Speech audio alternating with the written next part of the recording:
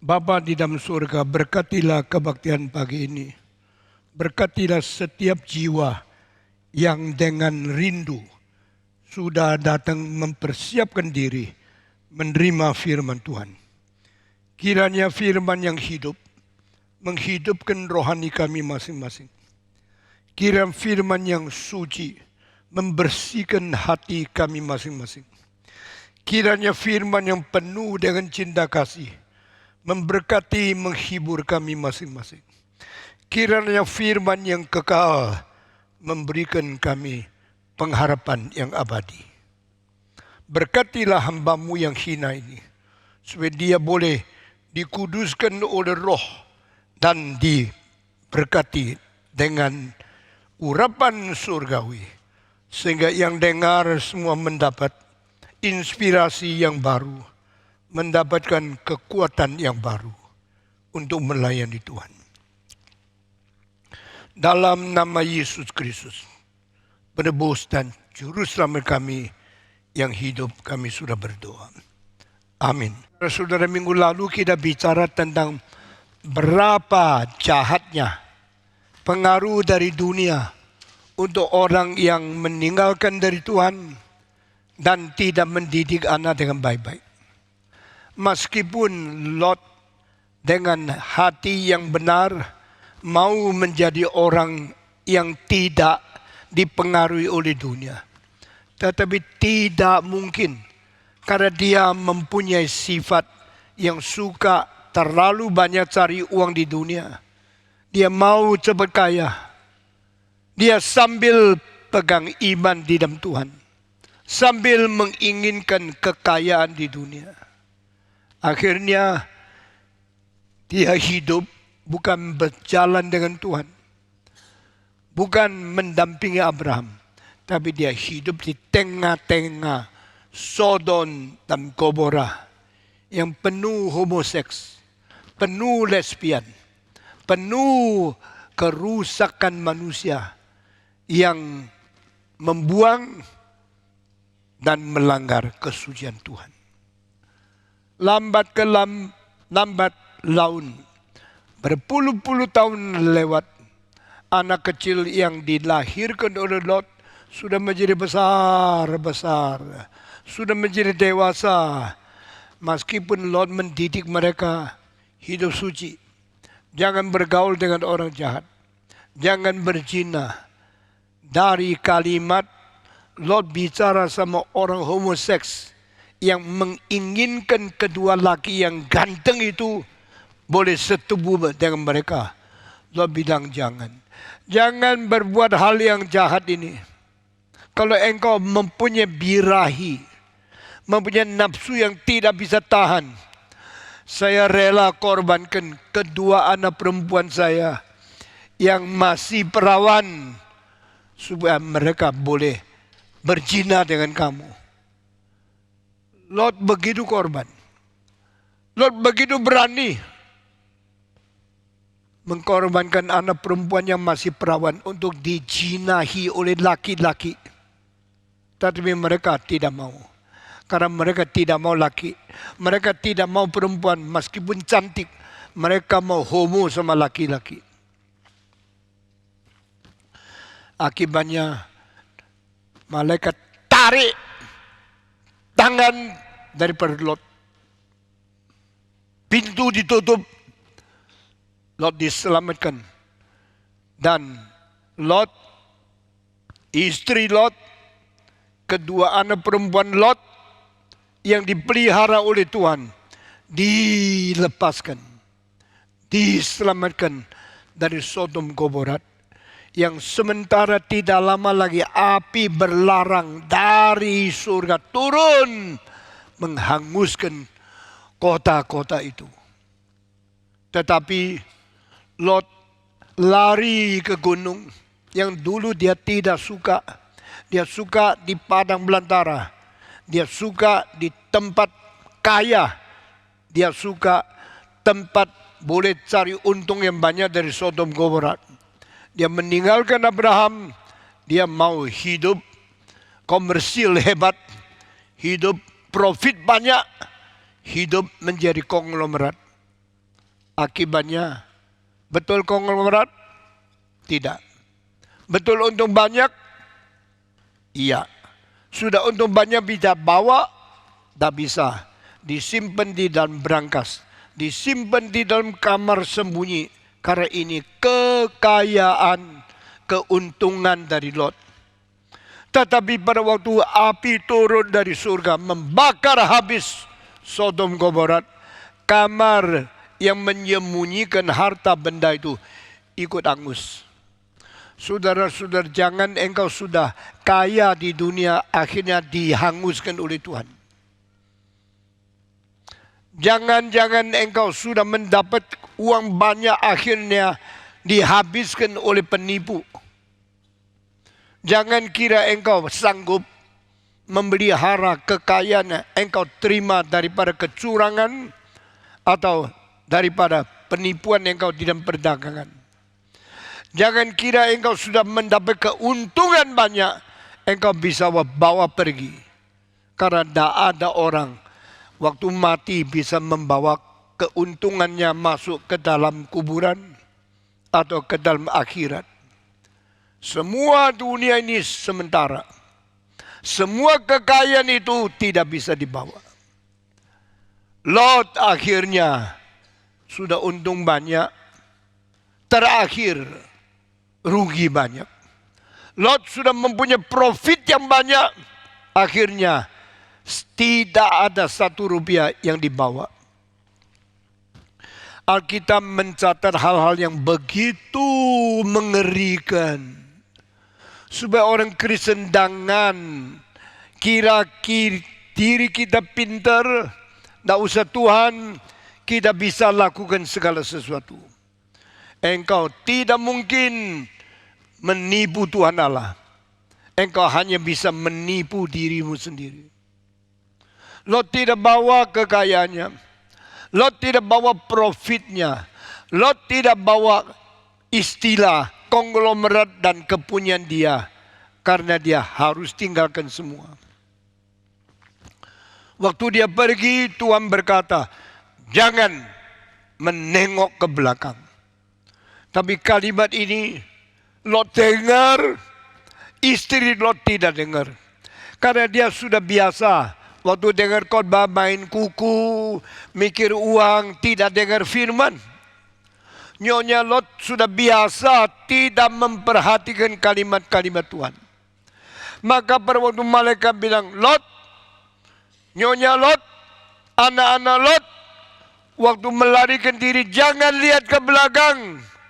Lot dengan gentar berkata, Tuhan, pelihara saya tidak mau lihat ke belakang. Tetapi Nyonya Lot tidak bisa. Karena dia berpikir uang saya diberangkas, sekarang dibakar bagaimana? Mungkinkah kamar itu terhindar dari api? Mungkinkah berangkas itu masih bisa menyimpan barang-barang emas yang saya simpan? Maka dia menoleh ke belakang. Begitu dia menoleh, langsung dia menjadi tiang garam. Mati di situ. Selangkah pun tidak bisa maju. Dia mau mundur, tidak bisa. Dia mau ambil kembali uang, mati. Dia mau maju, tidak bisa jalan.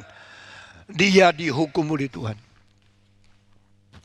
Saudara-saudara, kalimat pendek-pendek. Catat hal-hal yang terjadi. Sangat menakutkan. Saya seorang yang sudah mengikut Tuhan lebih 80 tahun. Sudah berkhotbah 68 tahun. Saya berkata kepada Tuhan, peliharalah saya sampai mati, jangan meninggalkan Tuhan. Jadikan Stephen Tong seumur hidup setia kepada Tuhan. Saudara-saudara, dengan mata saya sendiri, saya melihat banyak orang Kristen yang akhirnya gagal. Permulaan cinta Tuhan, pelan-pelan main sama Tuhan. Waktu tua meninggalkan Tuhan dan mati di dalam kegagalan total. Banyak orang Kristen yang tidak sukses mengikut Tuhan sampai akhir. Banyak orang Kristen sudah percaya puluhan tahun, mulai longgar, mulai mundur, mulai santai, dan akhirnya dibuang oleh Tuhan. Lot menjadi teladan yang paling mengerikan di dalam pendidikan kepada orang Kristen yang pernah percaya kabar Tuhan. Sesudah itu, Lot diperkosa oleh kedua anak perempuan sendiri. Di dalam ketidaksadaran. Karena apa? Kalau Lot sadar, pasti dia menolak. Meskipun dia sudah tua, tidak kuat. Anak perempuannya lebih kuat. Tapi anak perempuan memberikan anggur yang bikin dia bius sampai tidak sadar. Lalu merangsang dia, tidur sama dia. Akhirnya di dalam 2 malam, 2 anak perempuan menjadi hamil satu persatu. 1 tahun kemudian lahirlah anak namanya Moab. Satu lagi anak namanya Amon. Dan mereka menjadi nenek moyang bangsa Moab. Nenek moyang bangsa Amon. Lot tidak sadar. Dia terlalu teledor. Dia terlalu sembarangan mengikut Tuhan. Akhirnya mempunyai anak dari anak perempuan sendiri. Akhirnya menciptakan bangsa yang tidak beres.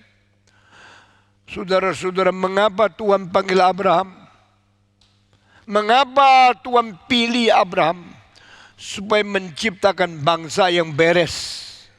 Tetapi Lot yang diasuh oleh Abraham, semenjak ayahnya mati, Abraham mengambil alih, membawa anak yang ditinggal oleh papanya, yatim piatu yang namanya Lot, dikasih makan, dipelihara, dikasih pakaian, dibesarkan, menjadi seperti anak sendiri.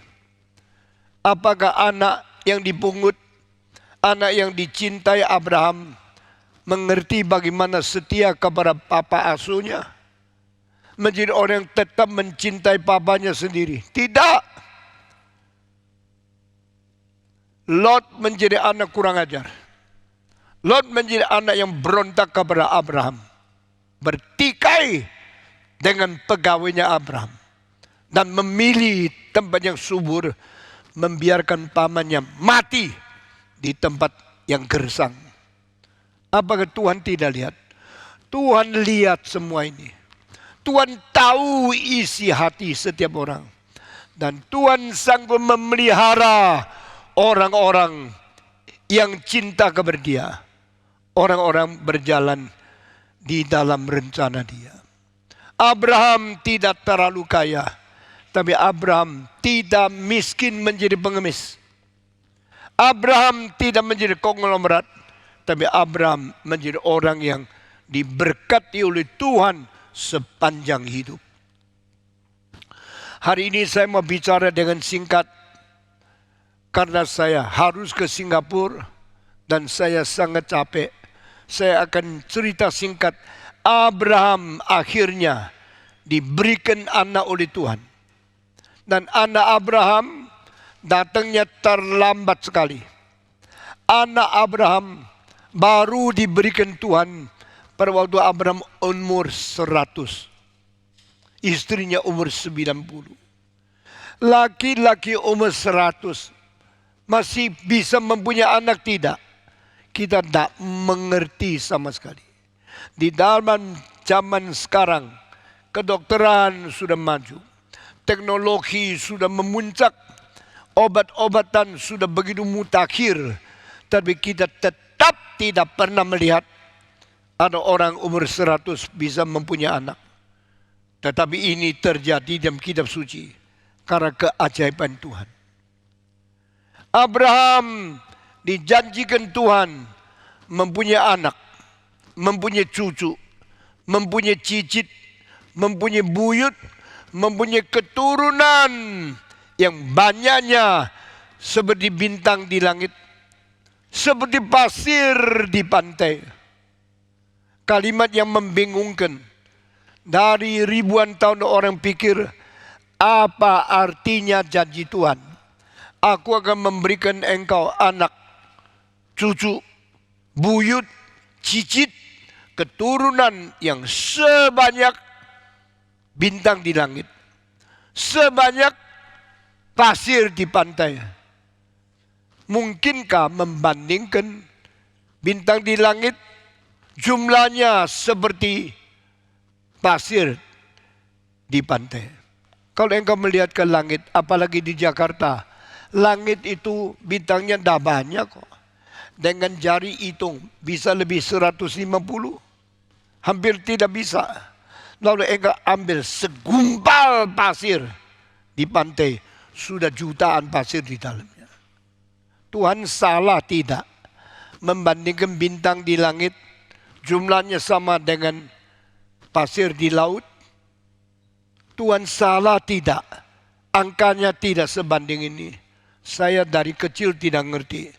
Waktu kecil saya hitung bintang tidak sampai 100, 200, 300. Tapi begitu ambil pasir di pantai, puluhan juta pasir, kecil-kecil banyak sekali. Tuhan, what is the meaning?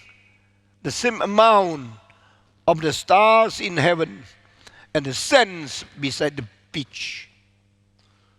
Saudara-saudara, sampai saya sudah besar, saya belajar astronomi, saya baru mengakui Allah itu benar dan manusia itu bodoh sekali.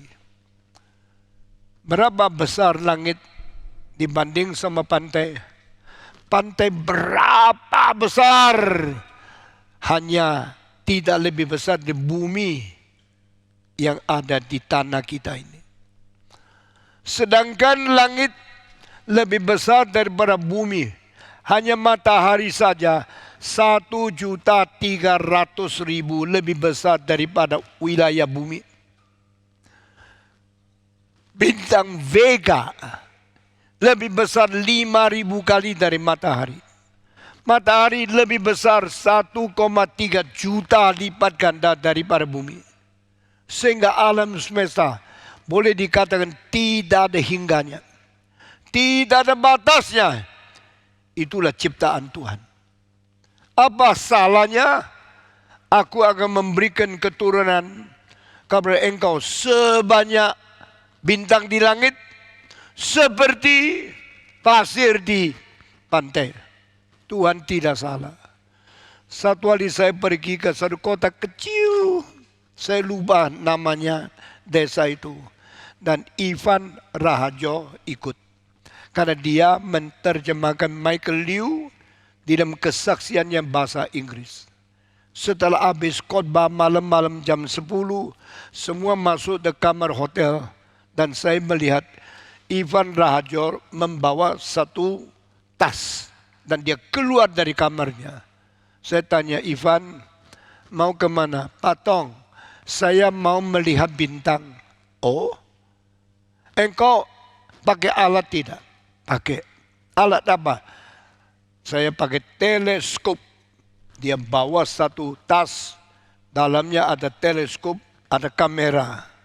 Lalu saya melihat bagaimana Ivan melihat teleskop kepada bintang.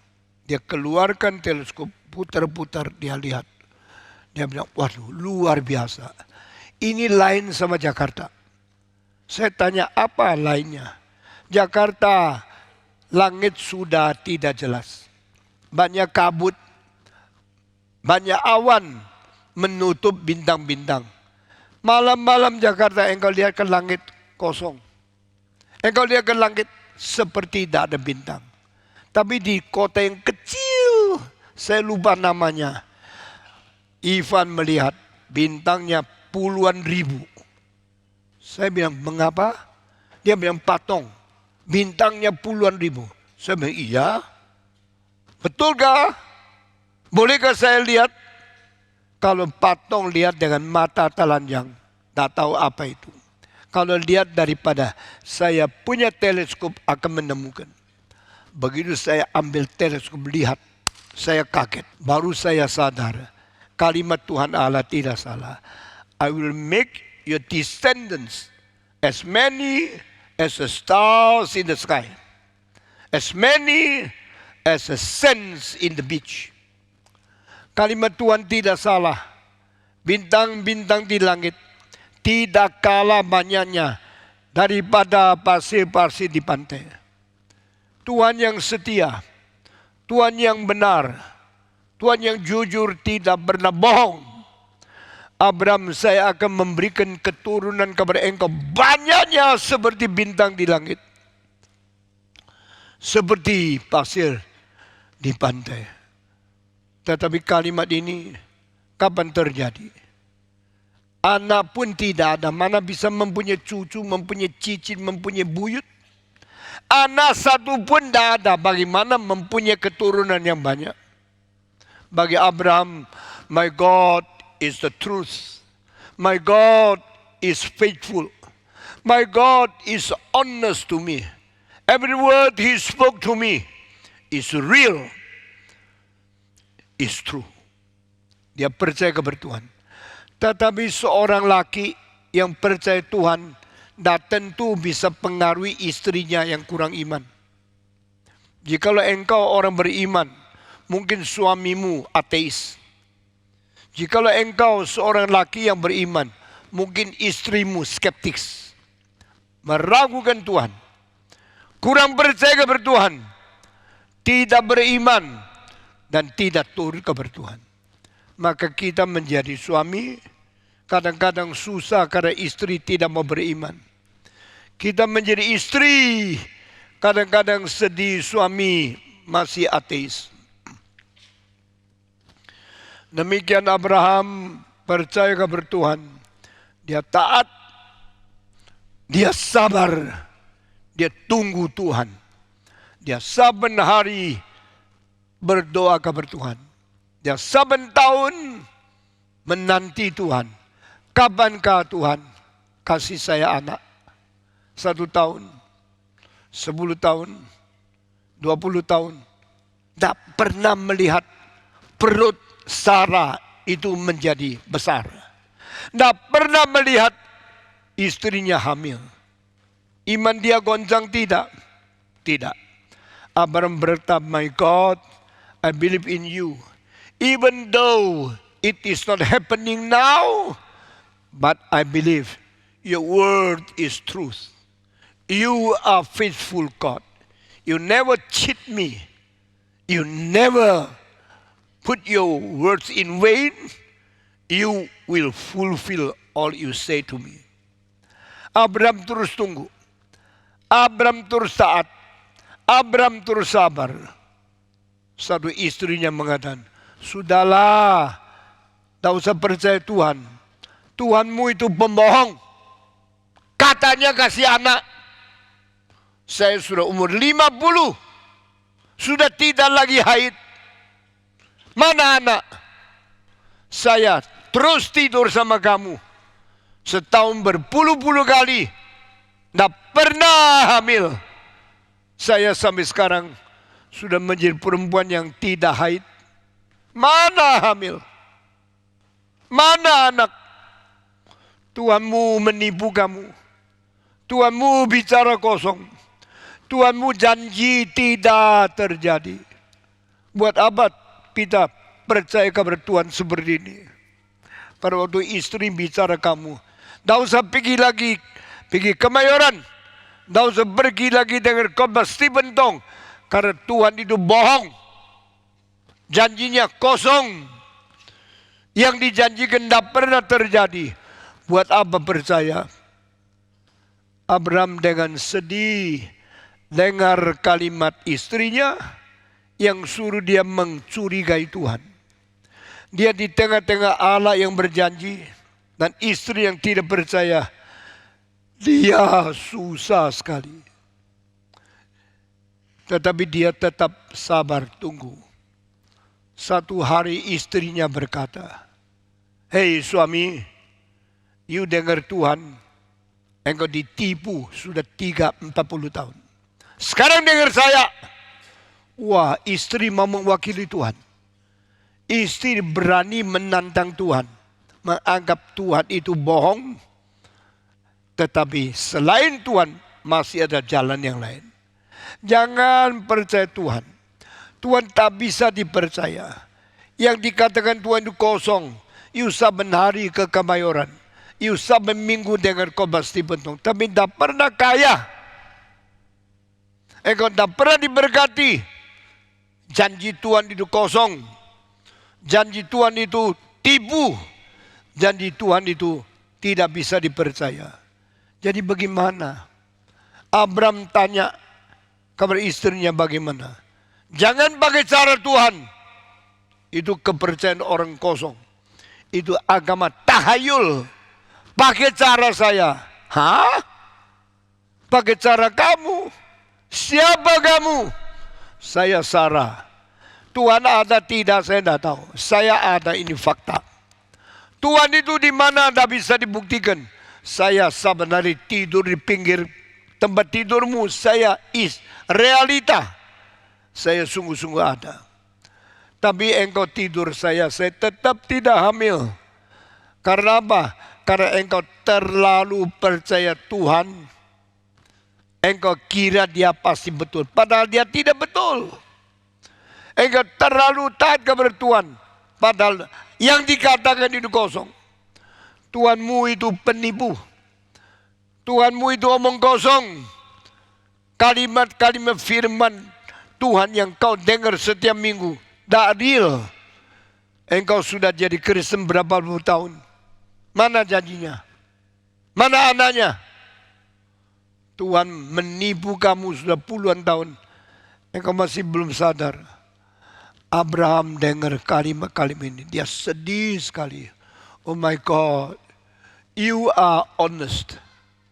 You are sincere. You are true God. I believe what you spoke to me are all reality, yet not to be proven.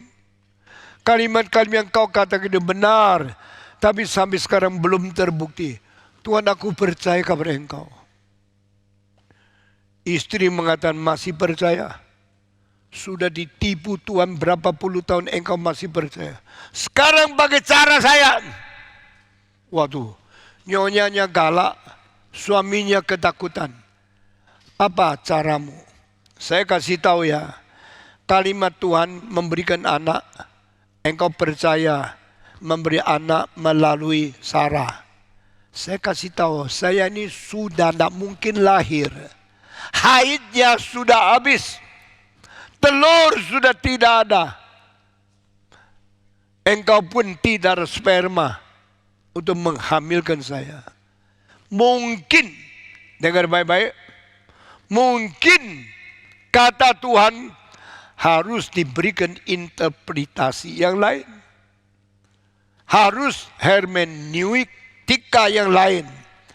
Harus jelas, pakai liberal. Percaya doktrin, jangan terlalu kaku.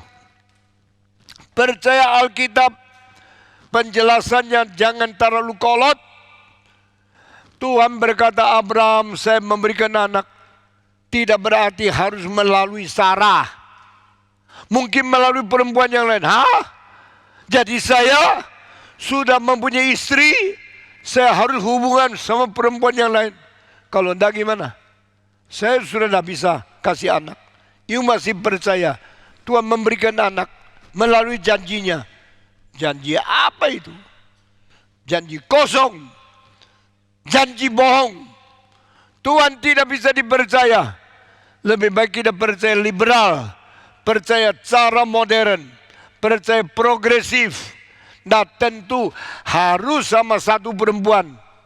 Carilah perempuan lain. Karena yang pertama tidak bisa melahirkan.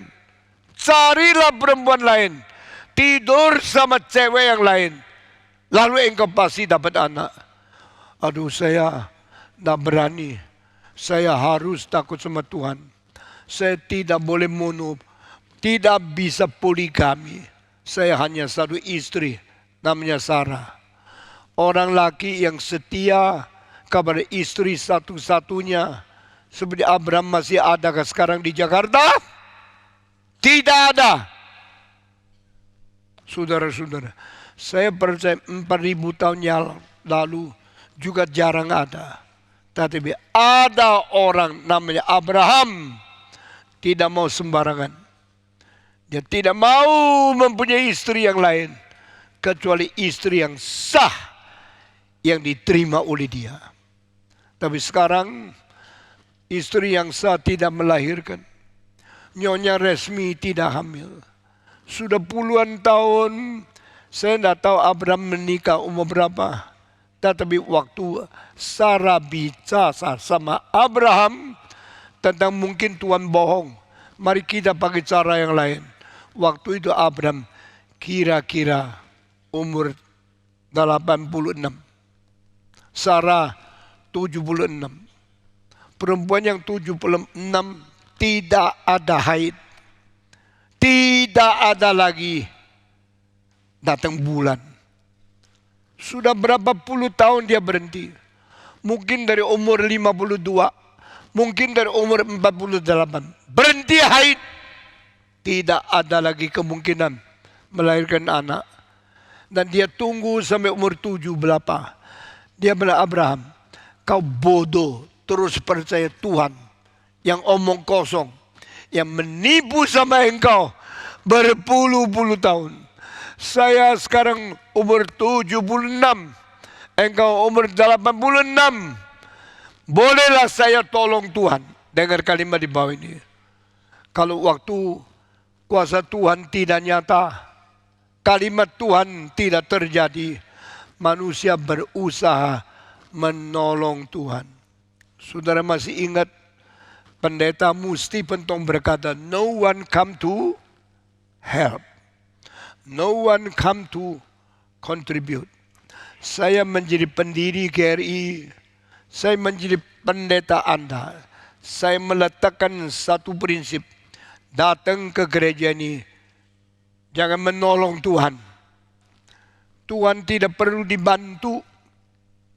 Jangan kira engkau lebih hebat. Engkau akan mengerjakan sesuatu yang tidak sanggup dikerjakan oleh Tuhan Abraham. No one come to help. No one come to contribute. Kalau engkau kira engkau yang memberkati, engkau yang menolong sampai gereja bisa jadi, silakan pergi dari gereja ini. Gereja ini tidak mau dibantu oleh siapa. Banyak konglomerat kira dengan uang banyak baru kita bisa kerjakan pekerjaan Tuhan. Saya bilang tidak. Saya akan berdoa sampai Tuhan pakai orang miskin-miskin, kumpulkan uang menjadikan pekerjaan yang besar. Sampai hari ini 35 tahun kita bukan sandar sama orang kaya.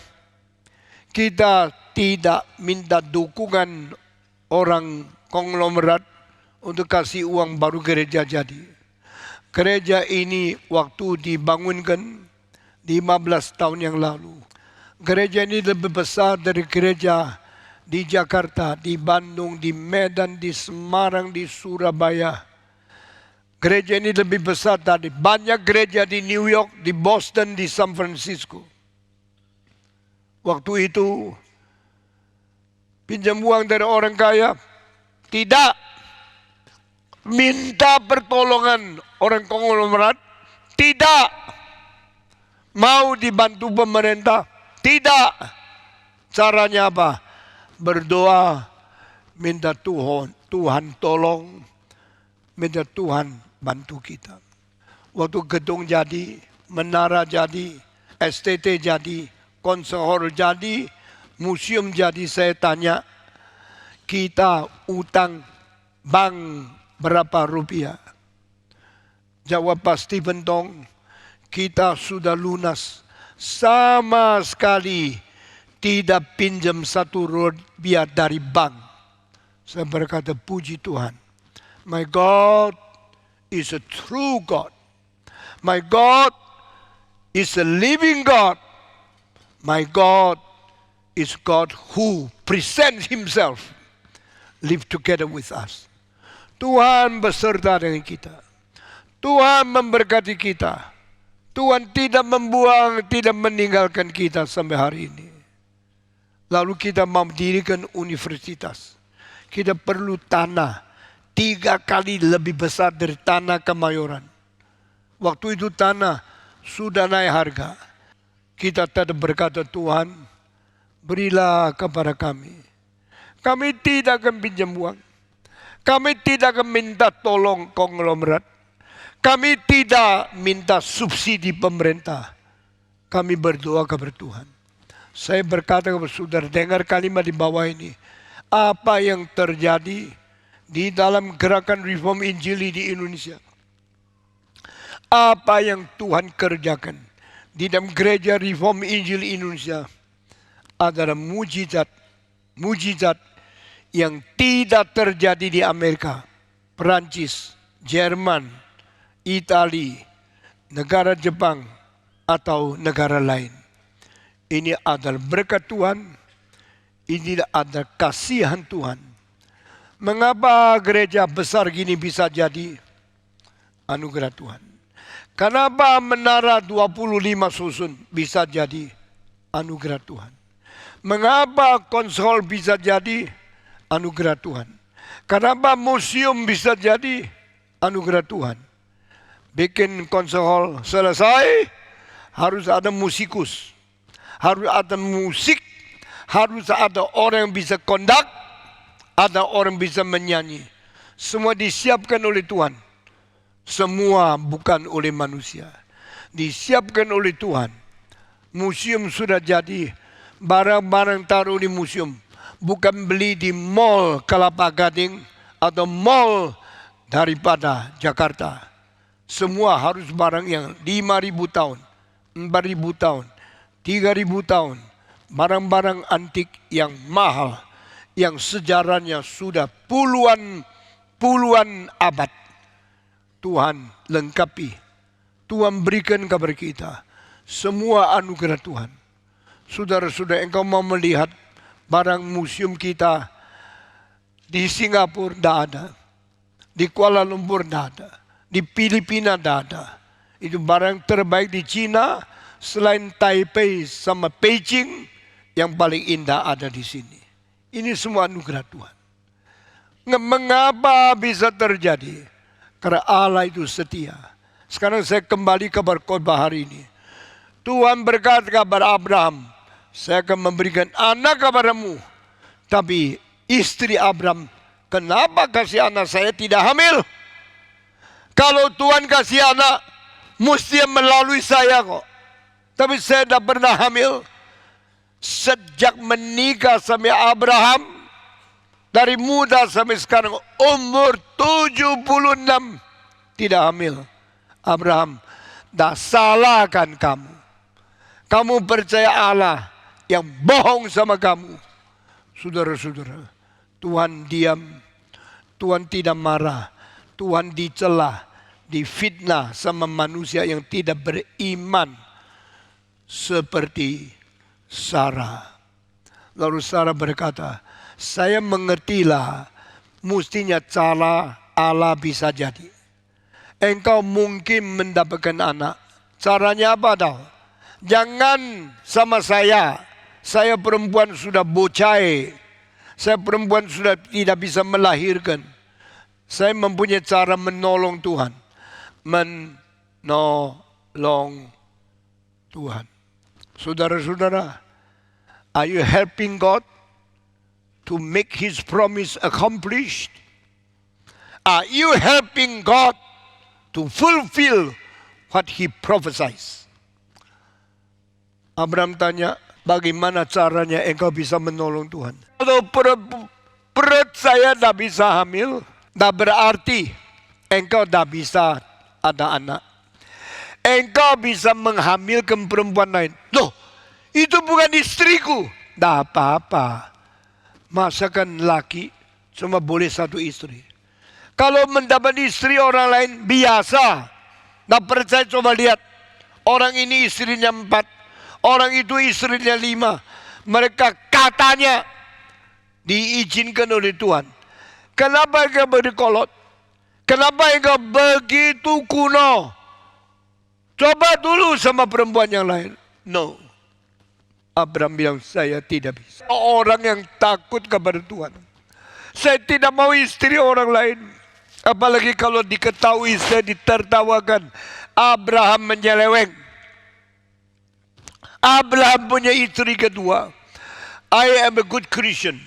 I will not do this. Apalagi diketahui orang. Tidak mungkin diketahui orang lain. Karena saya keep the secret. Ini orang menolong Tuhan. Masih kira dia berjasa. Dia pintar menjaga rahasia. Dia tidak beritahu kepada orang lain. Dan dia mengerjakan satu hal yang seolah-olah benar, tapi salah. Kenapa seolah-olah benar? Karena banyak orang di waktu itu mereka punya istri lebih satu. Zaman kuno, laki-laki mempunyai istri lebih satu itu biasa. Apalagi laki-laki yang mempunyai kekuatan militer. Abraham seperti seorang raja. Mempunyai ajudan 318. Abraham punya tentara. Abraham berjasa besar. Berkuasa besar. Bermiliter banyak. Diam sajalah. Tidak usah ngomong sama lain orang. Saya keep the secret. Saya merahasiakan. Saya tenang-tenang. Diam-diam. Pinjamkan saya punya gundik. Saya punya pembantu. Perempuan yang muda. Yang sehat. Yang subur. Yang masih bisa mengandung anak. Saya pinjamkan engkau 1 malam saja. Abraham, hari ini malam buka tendamu.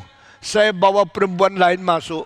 Sesudah masuk, tutup tenda, saya pergi. Engkau tidur sama dia.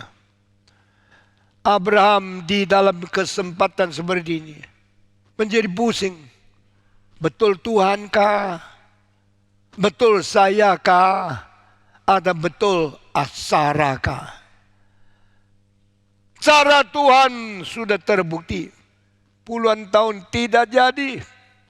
Aku nikah sama Sarah.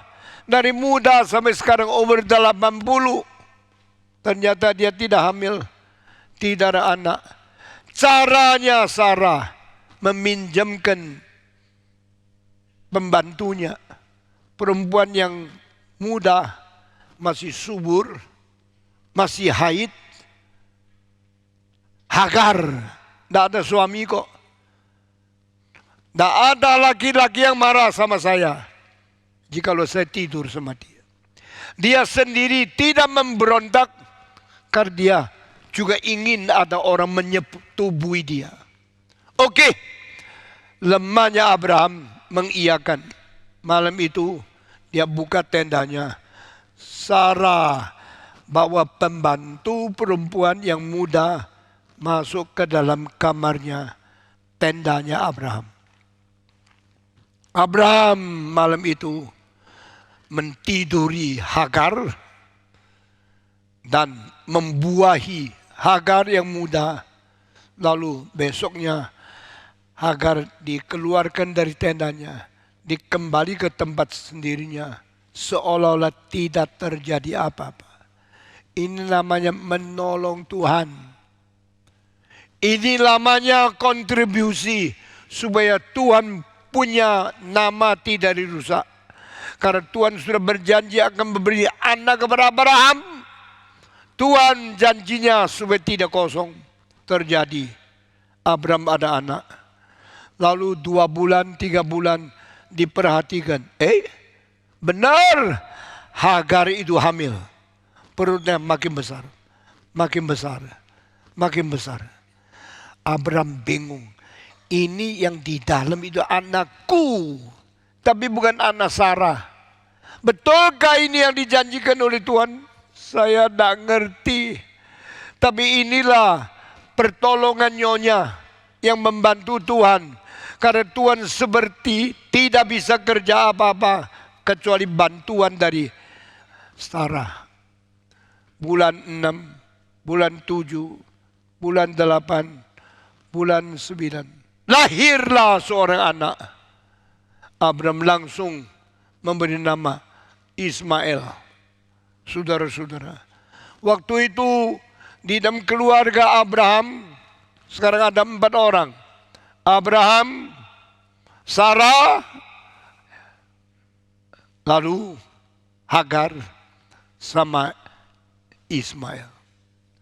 Saudara-saudara, nikah itu penting. Cari nyonya itu penting. Melahirkan anak itu penting. Banyak orang kira itu main-main.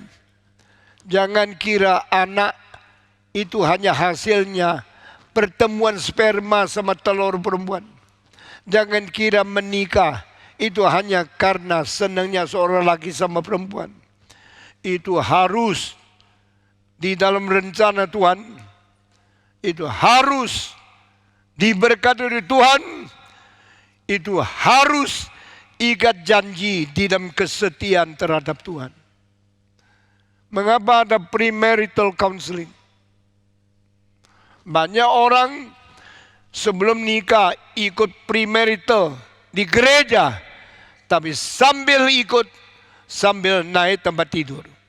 Belum selesai, sudah tidurin bakal nyonyamu, tidurin pacarmu. Lalu diam-diam bicara sama pendeta, saya masih jujur kok. Kau menipu Tuhan sudah lama. Saya mau tanya, teruskan lagi? Sampai kapan? Berapakah anak laki-laki sudah pacaran tunggu sampai malam pernikahan? Berapakah pemuda-pemudi setia jujur sama Tuhan? Engkau tak tahan, nafsu mendorong, langsung buka celana, langsung tidur telanjang satu dengan lain. Engkau kira Tuhan tidak tahu? Tuhan sadar, Tuhan mengerti. Ini kali Abraham mendadak menjadi orang bodoh. Dia orang Kristen, dia orang takut kepada Tuhan. Tapi sekarang salah. Salah di mana? Di dalam pikiran nyonya yang mau membantu Tuhan, menolong Tuhan. Saya tanya, kenapa Tuhan perlu ditolong? Karena janji Tuhan kosong. Karena yang dijanjikan tidak jadi. Maka manusia berusaha menolong Tuhan. Jangan sampai Tuhan dipermalukan.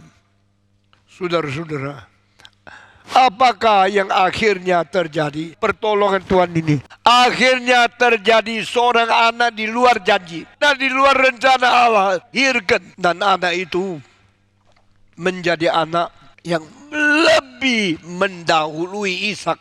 Anak yang datang ke dunia tanpa izin Tuhan Allah. Itu juga diberkati Tuhan, karena anak perzinahan tetap ciptaan Tuhan. Anak yang bukan janji tetap diizinkan Tuhan lahir. Mereka lahir di luar janji Tuhan. Saya tanya, apa bedanya anak janji sama anak di luar janji? Yang janji ada berkat rohani. Anak di dalam janji ada pimpinan Tuhan di dalam rencananya. Ada kehendak Tuhan di dalam sejarah manusia. Inilah bedanya. Saudara-saudara, engkau tidur sama perempuan itu, engkau kira engkau nikmat, engkau senang. Engkau tidak tahu engkau melahirkan anak yang hari depannya mengganggu masyarakat, merusak moral orang lain, yang terus dipakai iblis untuk menjadi alat melawan kerajaan Tuhan. Saudara-saudara, Ismail lahir sampai sekarang sudah hampir 4.000 tahun. Apakah cuma hari itu Abraham senang-senang tidur sama perempuan yang lain? Apakah cuma hari itu Abraham merasa fresh karena sama Sarah sudah puluhan tahun, sudah bosan sama perempuan yang lebih muda, lebih segar? Dia lebih nikmati hanya berapa menit itu saja. Tidak. Setelah tidur sama Hagar, 4.000 tahun kemudian, anak Hagar, Ismail, sudah menjadi bangsa besar.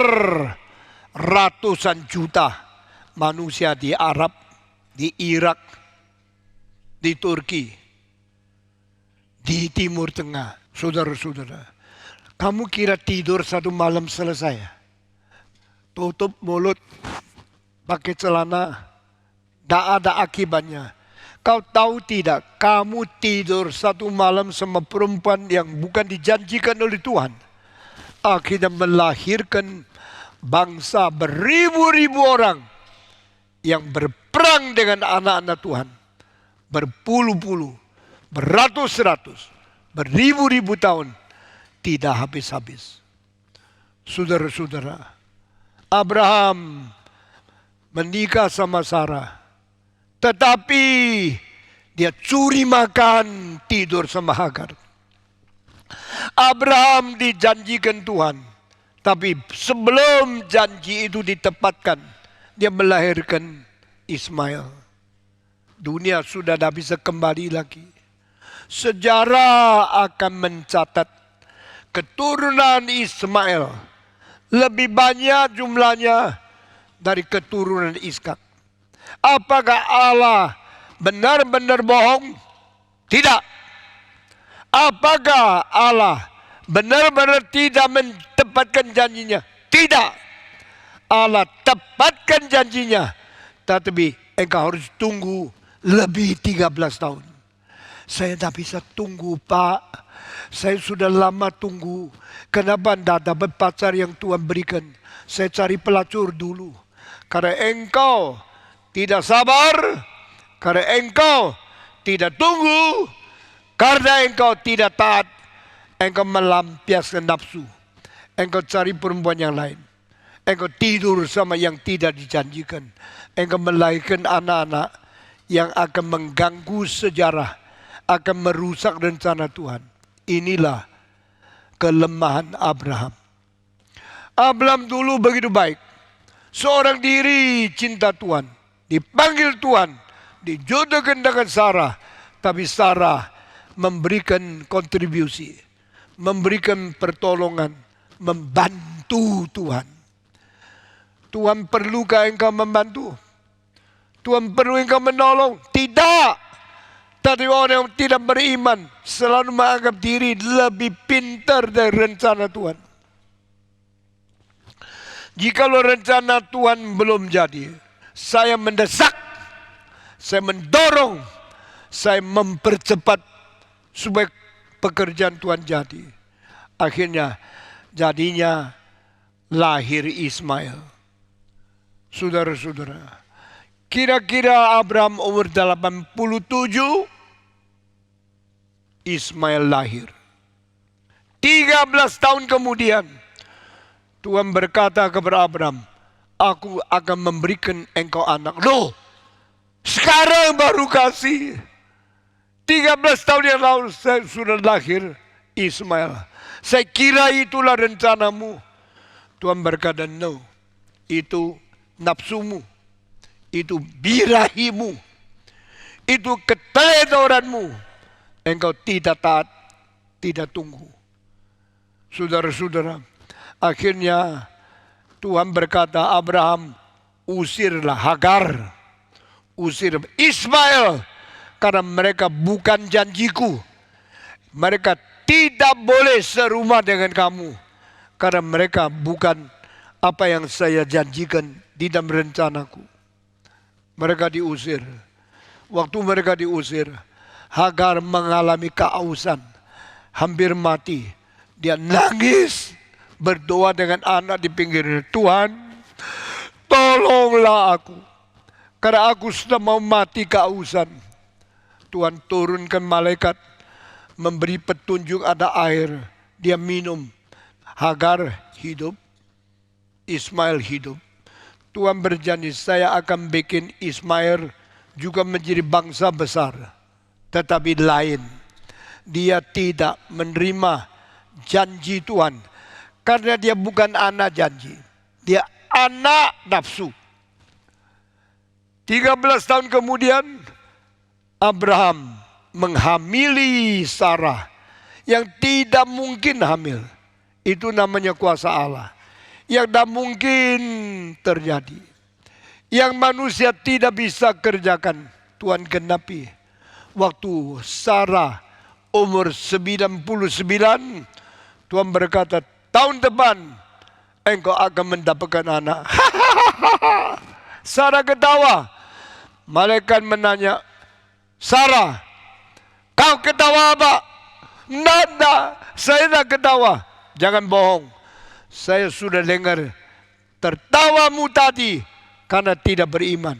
Saya berkata kepadamu, kau pasti menjadi ibu. Abraham akan menjadi bapak dari anak yang janji. Saudara-saudara, sekarang di dunia ada dua macam manusia. Anak janji, anak nafsu.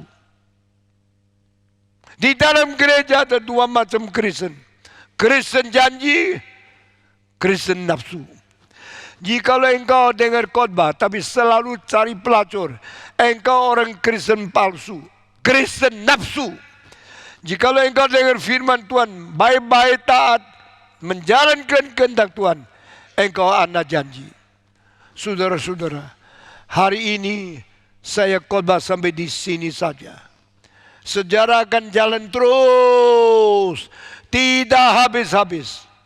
Manusia akan terpisah menjadi dua macam, anak janji, sana anak nafsu. Akhirnya ribuan tahun sudah lewat, hanya karena malam itu Sarah pinjamkan pembantu perempuan untuk tidur satu malam sama Abraham. Jangan kira cuma satu malam. Jangan kira main-main sama pelacur satu kali saja. Akibatnya ribuan tahun kemudian dunia tidak ada damai, kekacauan tidak habis-habis. Karena hari itu engkau tidak taat kepada Tuhan. Kiranya Tuhan memberkati dan memimpin kita menjadi orang taat kepada Tuhan sampai selama-lamanya. Saya hari ini cuma khotbah di sini. Minggu depan saya berkhotbah. Yang dijanjikan Tuhan menerima ujian dari Tuhan. Mari kita tunduk kepala berdoa. Bapa di dalam surga, berkatilah kami masing-masing. Pimpinlah kami supaya kami menjadi orang Kristen taat kepada Tuhan. Dengar doa kami sehingga kami tidak mempunyai motivasi dan keangkuhan bahwa kami mau menolong Tuhan. Kami akan membantu Tuhan sehingga kehendak Tuhan terjadi di luar pimpinan Roh Kudus. Ampunilah kami. Dengar doa kami dalam nama Yesus Kristus, penebus dan juru selamat kami yang hidup. Kami sudah berdoa. Amin.